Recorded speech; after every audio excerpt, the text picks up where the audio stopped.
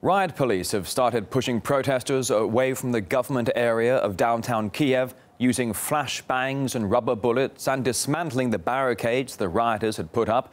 RT's Alexei Rashevsky is in Kiev with the very latest for us now. Alexei, good to see you. What can you tell us? What's going on the ground?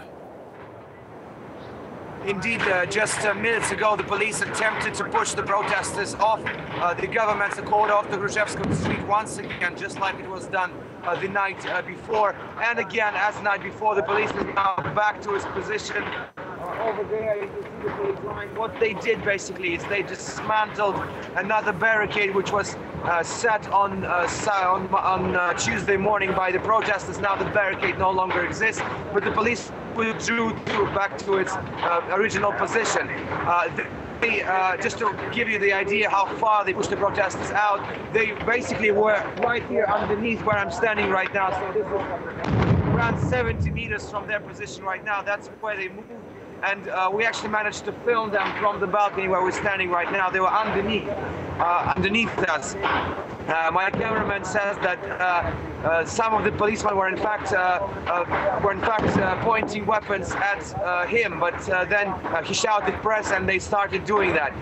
Also, there are some serious worries and concerns coming right now with unconfirmed rumors that 2 rioters have been killed in the clashes. Still unclear whether this was caused by the police or this was caused by some sort of accident.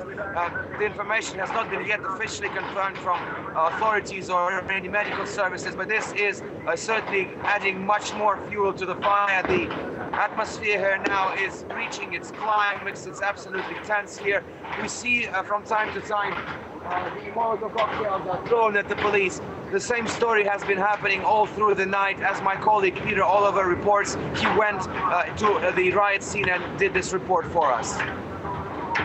I'm here on what has essentially become the front line between demonstrators and police here in central Kiev. These barricades that have been set up are barricades that have been made from the burnt-out police vehicles that have been taken in the previous 2 nights of violence.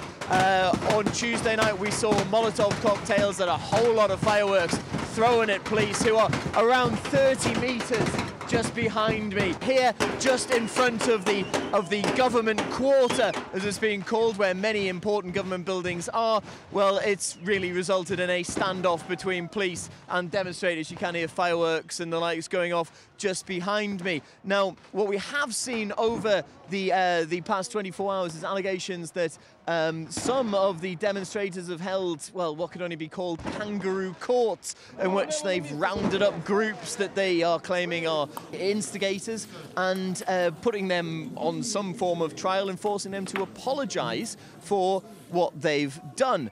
Now, this is just one of the things that's going on around here in Kiev at the moment, as both this standoff continues. What we are really seeing, though, right now is something of the eye of the storm. Sunday and Monday saw horrific violence here. Tuesday night has seen something of a calming, but that's only expected to pick up later in the week, because it's Unity Day here in Ukraine on Wednesday, and that's expected to see many more people come from outside of the capital here into Kiev to take part in these demonstrations. Now, we could only hope that they stay with some semblance of peace. However, what we've seen over the previous few days and what we're seeing going on right now doesn't really suggest that that's going to be the case. Of course, we'll keep you updated on what's going on here in Kiev on RT.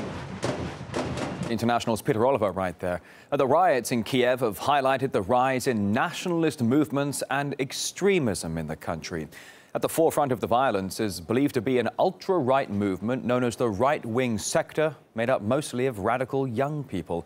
A statement has emerged on the internet, allegedly from the organization, and essentially it calls for a revolution. A political commentator, Alexander Nekrasov, he believes the unrest is pushing Ukraine to the brink. All the signs are pointing to a chaos, basically, emerging in Kiev.